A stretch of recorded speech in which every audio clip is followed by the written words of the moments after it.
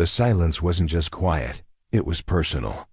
It wasn't the hush of reverence or the calm before music begins. No, this silence was sharp-edged, born from judgment. It crackled around the marble floors and bounced off glass counters like a whisper of rejection. When Julius Dane stepped through the revolving door of soulless timepieces, the world didn't stop, but something inside him did. He was back. Back in the very store he had built from the dust of his childhood dreams. From a one-bedroom apartment in Eastfield where his first sketches were drawn on receipt paper. From the nights he'd gone hungry to pay suppliers.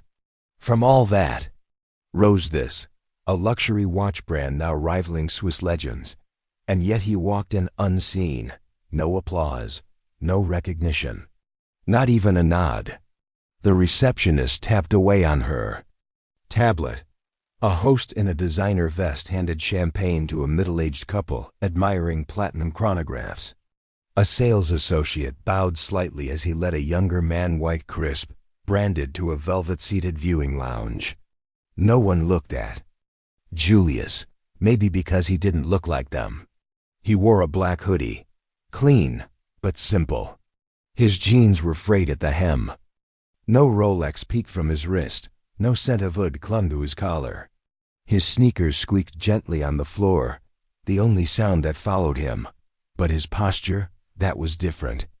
There was something unshakable in the way he walked, like a man who'd weathered fire and come out forged. His eyes carried a calm only earned through trial. Boardroom betrayals, startup collapses, lawsuits, IPOs, and clawing his way back. He didn't look rich, he looked real. And in a place like this, that was a problem. Soulless timepieces sat at the heart of Westford's luxury district, nestled between designer fashion houses and elite art galleries. Every inch of the boutique, screened glass, polished obsidian tile, walnut walls and set with golden lattice, vintage watches encased in museum-grade glass. Even the scent was curated, a blend of white musk, aged cedarwood, and old wealth. But Julius wasn't here to be impressed. He wanted to see something else. What had his company become when no one thought the founder was watching? That's when she appeared. Miranda Vale, boutique director. Impeccably dressed in tailored cream slacks and a navy blouse that shimmered under the downlights. Her heels clicked once, twice, then stopped as she stepped into his path like a drawn curtain. "Sir," she said, not unkindly, but with an edge of dismissal, "we're not accepting walk-ins today. Appointments only." Julius didn't respond right. Away. He tilted his head slightly, his gaze drifting to a nearby couple sipping champagne without ID or wristbands. No clipboard. No reservation tag. The rule clearly didn't apply to them. He turned back to her, reached slowly into his hoodie pocket, and withdrew a matte black card. He placed it on the counter without a word. Julius D. Dane, founder and executive chairman. Soulless timepieces. Miranda glanced, barely, didn't pick it up. Didn't read it. "Instead," she said, "if you leave your number, someone from client services can reach out." She was already turning to greet someone else. A man in a cobalt suit with Italian leather shoes. To him, Miranda gave a smile. "A glowing one. Welcome in, sir. We have a new Renair collection you might enjoy. Champagne?" Julius stood still. The taste in his mouth wasn't bitterness. It was older than that. Something metallic and familiar. Shame. Not because of how he looked, but because of what he'd let this place become. He exhaled through his nose, a long, quiet breath. Then he moved not toward the door, but toward a semi-private alcove, shrouded by a textured panel. It was meant for consultations with high-net clients. Today, it served another purpose. A hiding place. A front-row seat to the soul of his own company. He leaned against the divider, partly cloaked in shadow, and waited. And then he heard it. The voice, cold, familiar, Miranda, speaking with someone near the staff corridor just around the bend. "I don't care if he says he had an appointment," she snapped. "Did you see what he was wearing? That's not our clientele." Silence. Then a quieter voice, young, male, unsure. "But what if? What if he was legit?" Miranda scoffed. "Please." He looked like he wandered in off the street. "We don't serve charity cases. This isn't a flea market. It's Sola's." Julius felt it like a slap across both cheeks, not because he was angry, but because he had heard this before many times, directed at others. Brushed off as miscommunication. Now it was his turn. And it stung. He stared down at his hands. These hands had signed every vendor contract, had shaken every investor's palm to keep payroll alive during lean years, had held the first prototype of Sola's crown jewel model, the Horizon GMT. These hands had built this. And now they were being reduced to suspicion. He leaned back, not in defeat, but to listen. The conversation hadn't ended. "I told thee." "Bored, we needed real buyers," Miranda continued, voice lower now but meaner. "Not ghosts from the founder's fantasy. But no, they send some guy from a boardroom who never shows his face." A pause. "Now I'm babysitting window shoppers. This place is dying and I'm the one holding the mop." That was enough. Julius stepped out from behind the divider, slow and silent. He moved past the espresso bar, back through the showroom. And that's when he saw her, a girl no older than 19. Sales trainee, maybe. Standing behind the espresso counter, frozen, eyes wide. She had heard it all. They locked eyes. She didn't speak. She didn't have to. She knew, and now so. Did he? This wasn't one woman's insult. It was an ecosystem. A sickness growing behind polished glass and soft music. Julius walked out quietly, the weight in his chest heavier than it had been in years. That night, he didn't go home. He went to the company-leased penthouse overlooking the skyline, a place he rarely used. Tonight, it felt like a prison of brushed steel and glass, cold, echoing. His phone buzzed. Calendar invites, investor pings. He ignored them all. All that mattered now were her words. "People like that don't buy watches here.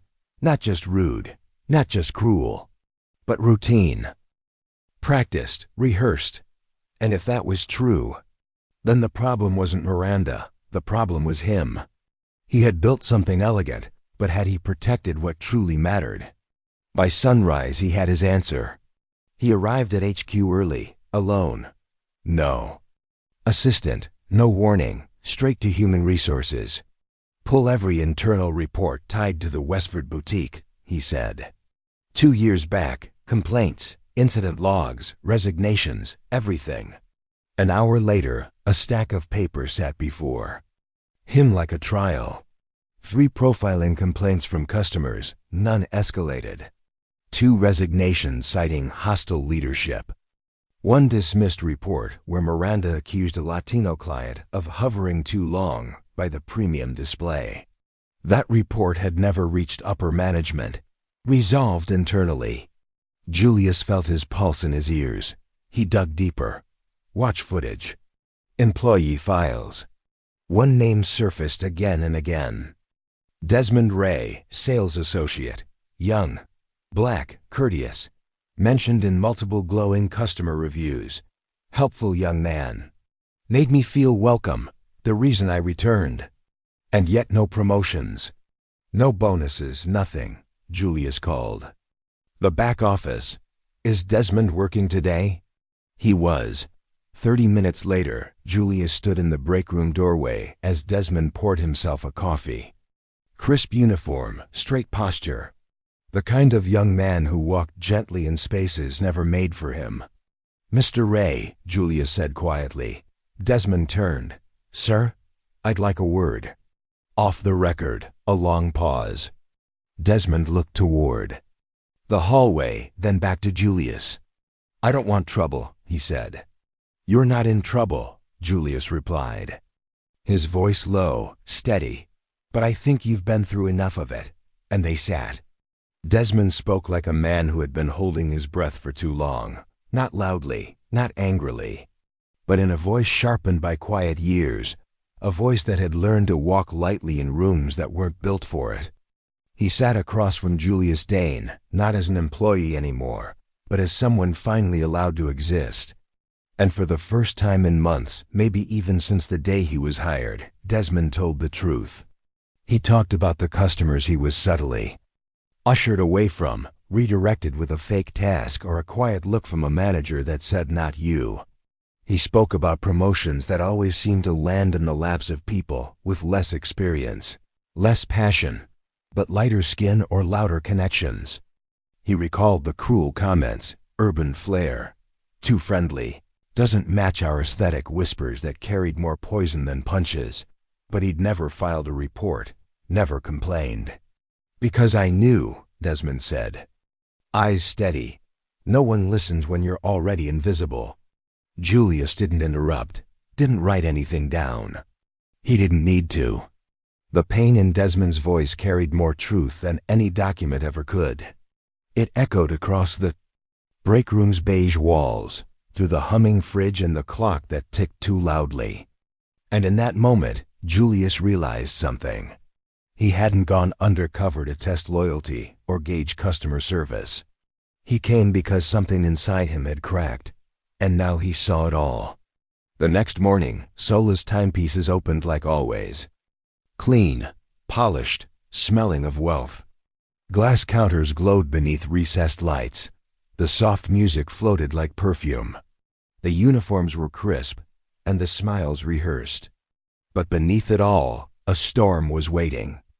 Upstairs, behind a thick glass door, Julius sat alone in the observation suite. He had barely slept. There were no spreadsheets on his desk, no brand mood boards.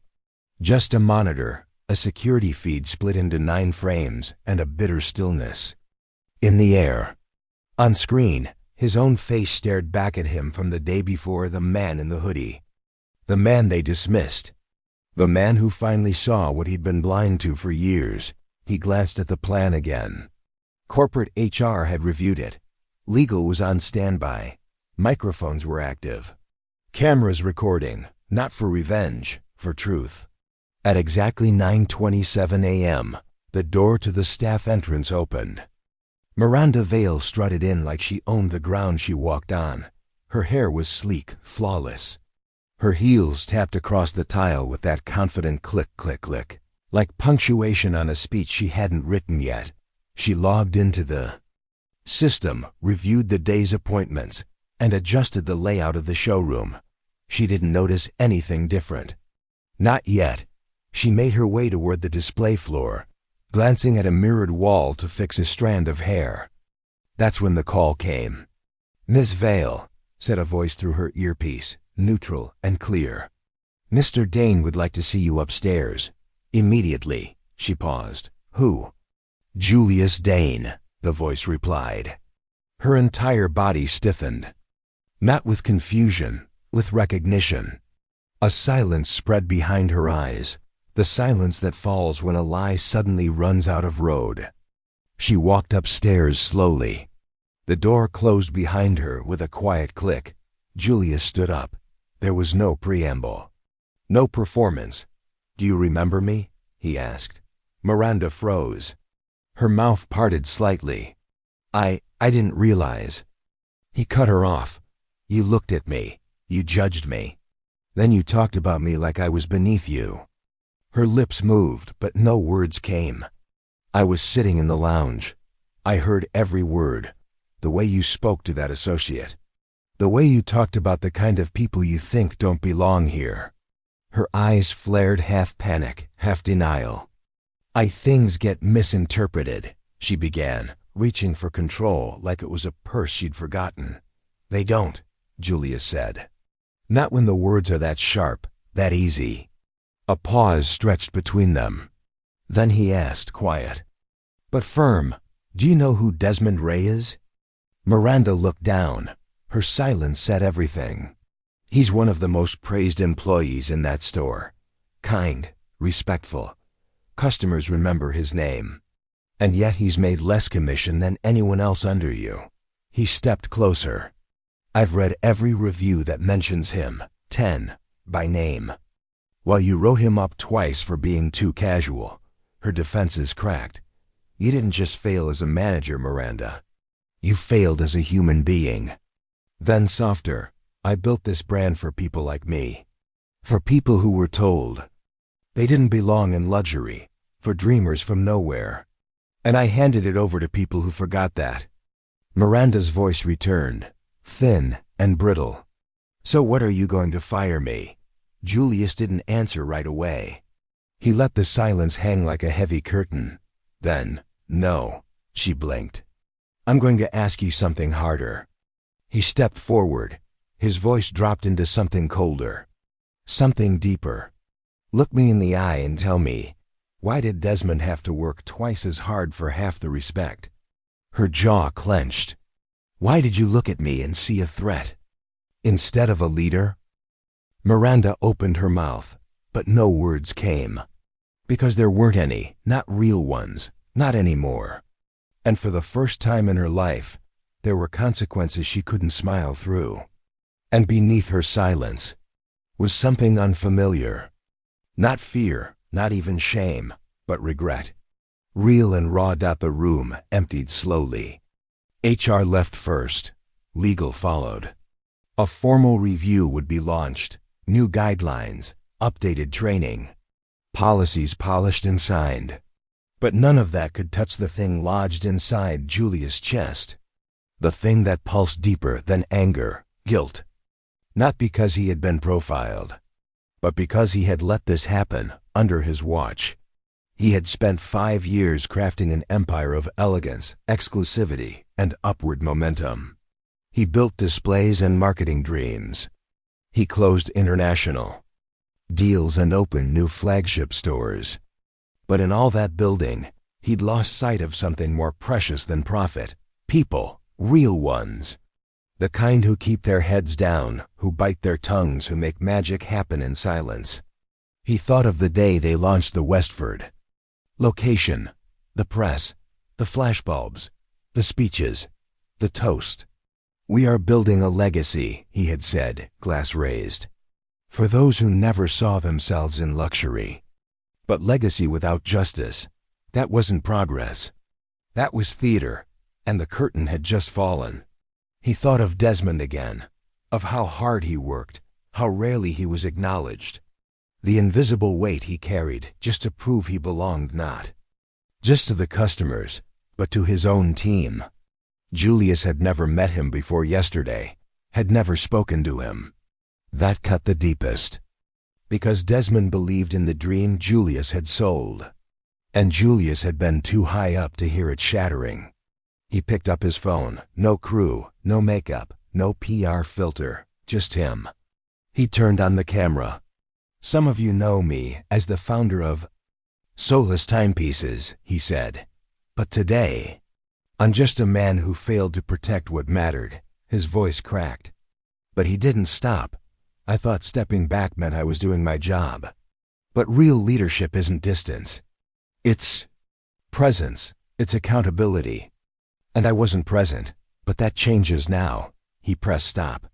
No edits. Then posted it to every company channel. Not for likes, for responsibility.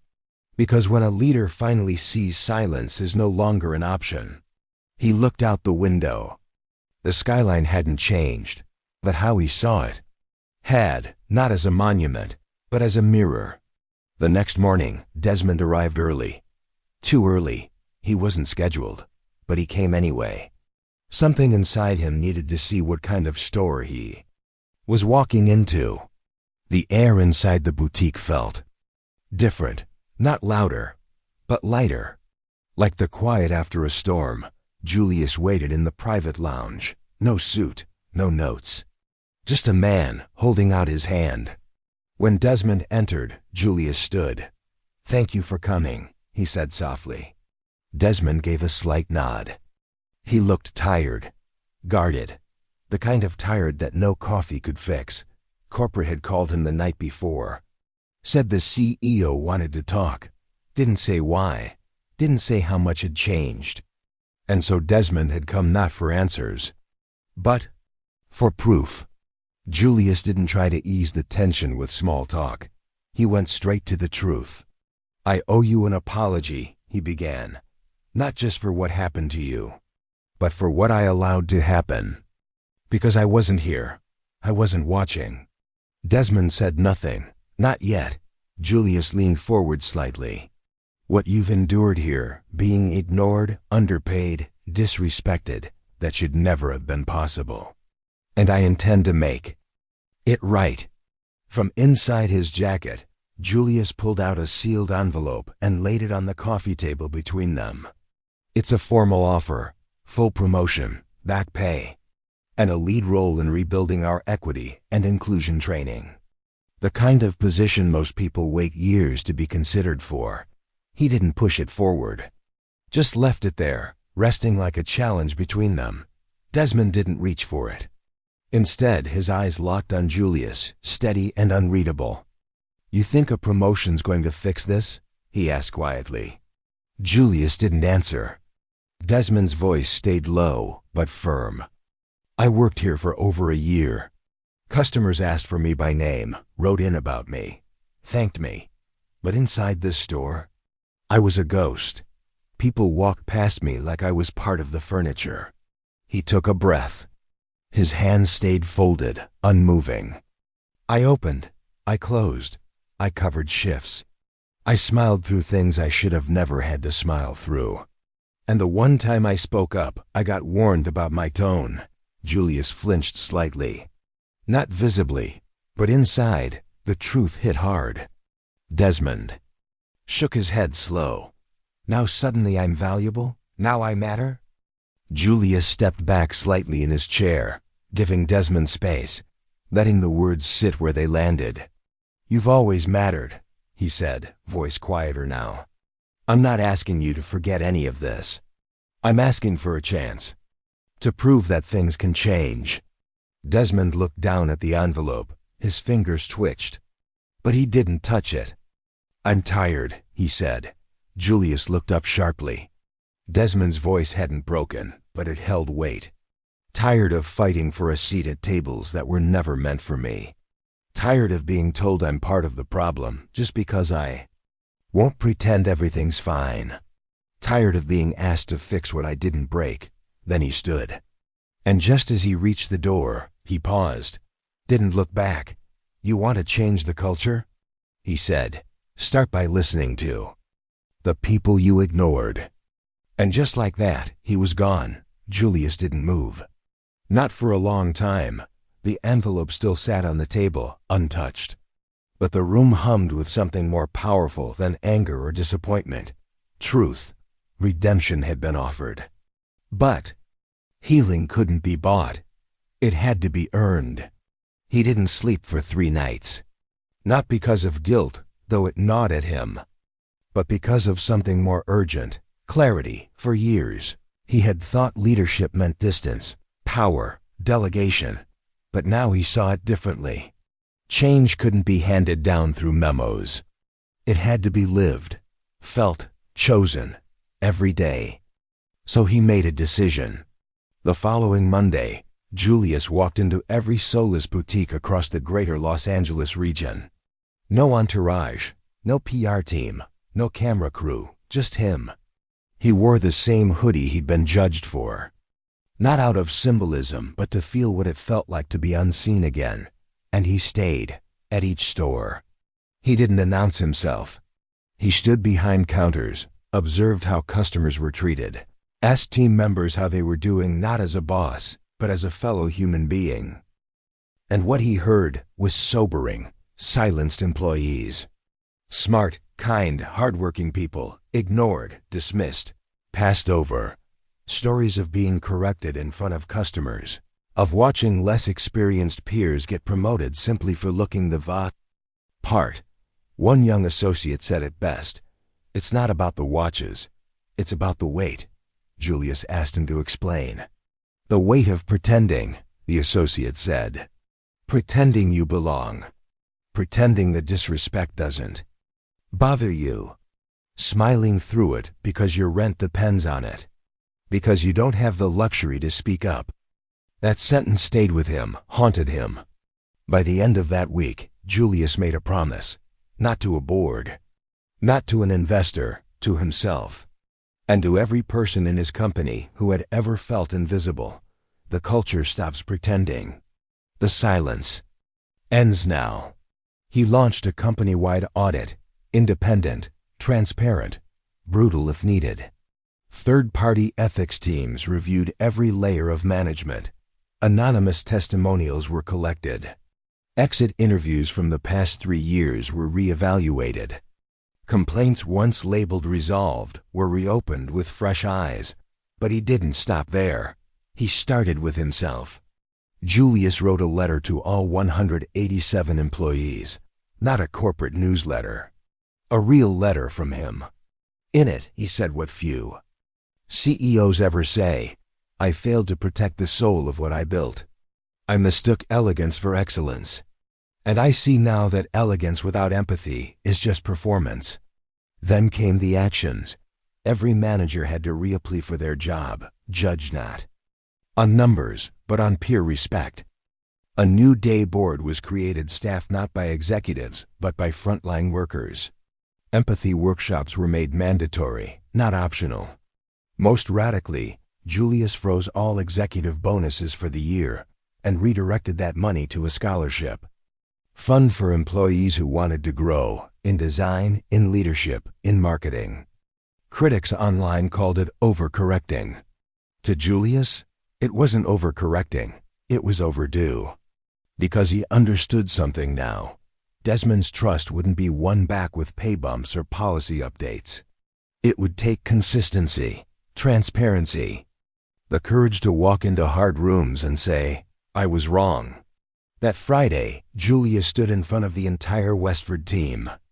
No suit, no notes, just resolve. This store will still sell luxury, he said. But it will never again sell out its people to do it. And for the first time since the scandal broke, they clapped. Not out of obligation, but because they believed something new had started. 2 weeks passed. Spring came early that year.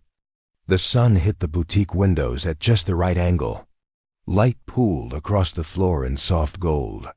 The displays sparkled the same, but the air felt different. So did the people. Julius didn't hide in upstairs offices anymore. He rotated between stores, sat near the front, greeted employees by name. He didn't just visit. He showed up. The door chimed at exactly 10:07 a.m. Tuesday morning. Quiet. Golden sunlight poured through the boutique's tall windows like it had just been waiting for someone. And someone came. Desmond Ray. He stepped into Solus timepieces with slow, measured steps, his posture steady, his eyes scanning everything. Not as a guest, not as an employee. As a man who had walked away and returned only because something inside told him, maybe it's different now. He wore a clean navy jacket, dark slacks, and a look that blended caution with something else, something fainter, more fragile. Hope, or maybe the possibility of it. The store had changed, subtle things. New signs adorned the display cases, each with the name of not just the brand, but the person who made the timepiece artisans from Dakar, Seoul, Bogota. Their photos, their stories, framed in the glow of intentionality. The same luxury shelves sparkled. The same marble floors gleamed, but the air didn't hum with judgment anymore. Someone noticed him, not Julius. It was a young woman behind the counter, Grace, new to the store. New to the story. She didn't flinch. She didn't check a list or glance toward management for approval. She smiled. Welcome back, she said, stepping out from the register. Desmond blinked. I'm not here to shop, he said quietly. Doesn't matter, she replied, warm and sure. You're still welcome. She handed him a lounge menu inviting him to sit, sip, and simply exist. Not as a buyer, but as a person. Desmond nodded, faint but sincere.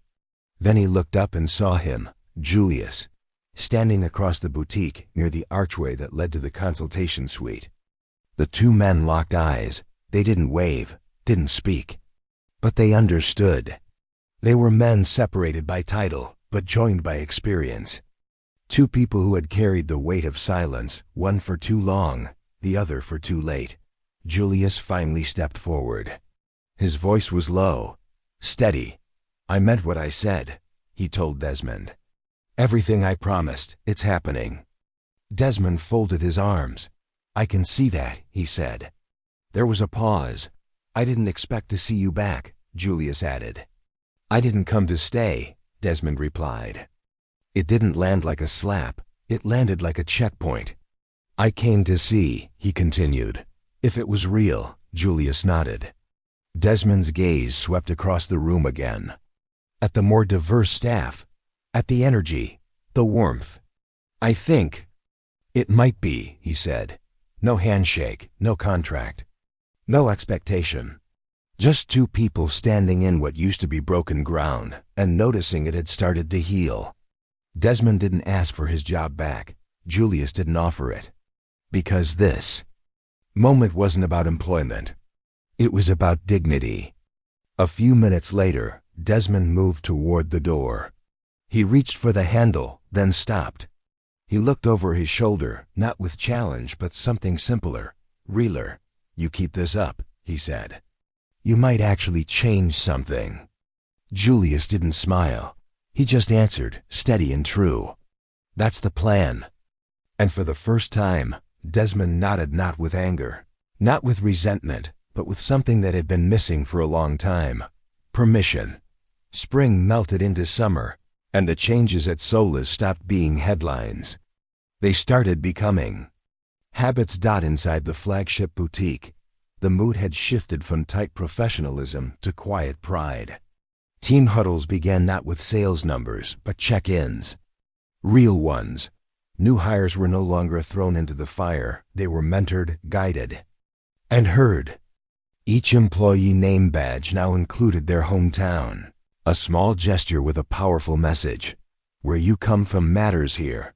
Julius didn't retreat to the executive suite. He stayed close. Sometimes he swept floors with the closers. Sometimes he sat through onboarding workshops with new staff, not as a formality, but as a student. He didn't come to be honored. He came to understand. Desmond returned eventually. Not to sell watches, but to build something that would outlast them.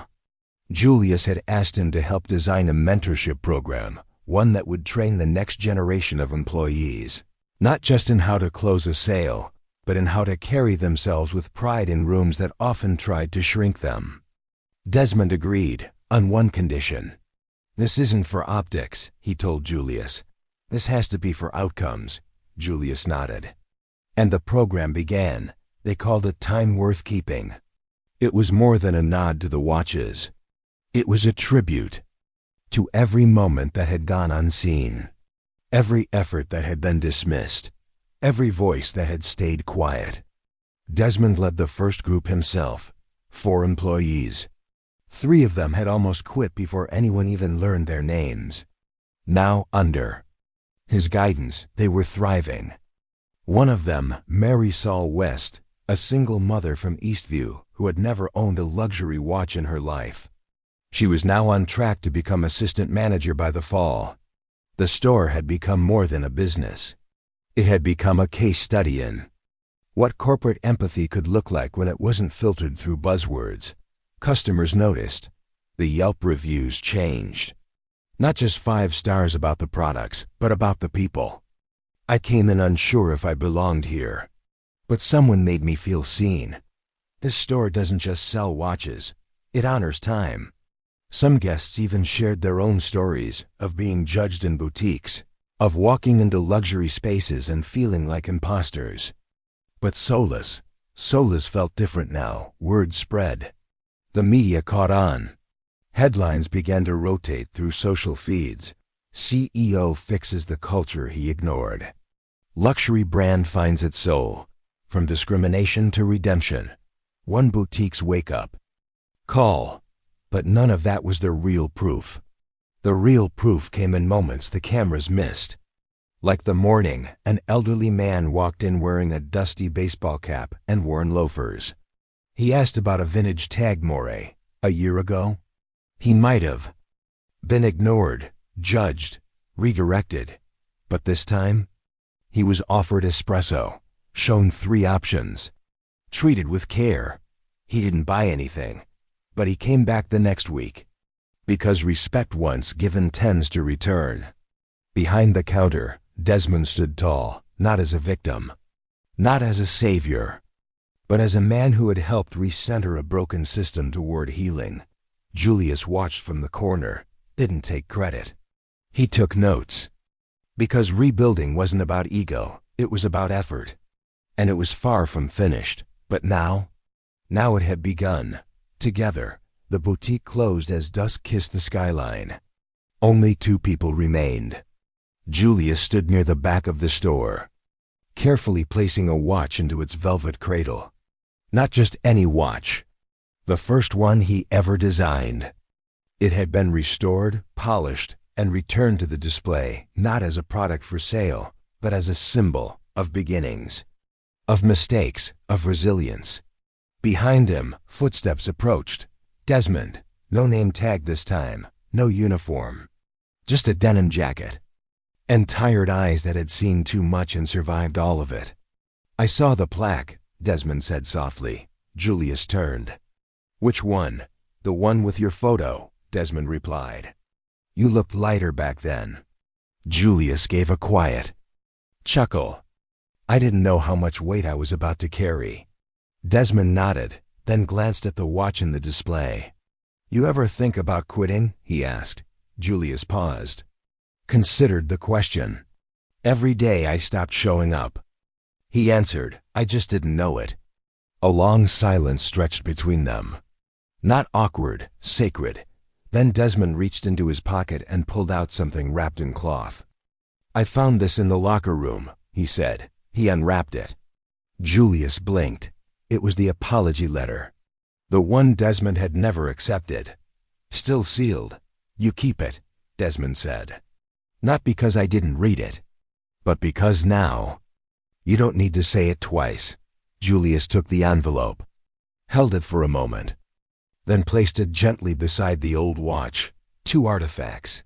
1 story, a full circle. As Desmond turned to leave, Julius spoke one last time. "Thank you for coming back." Desmond didn't look back. He just said, steady and sure, "Thank you for meaning it."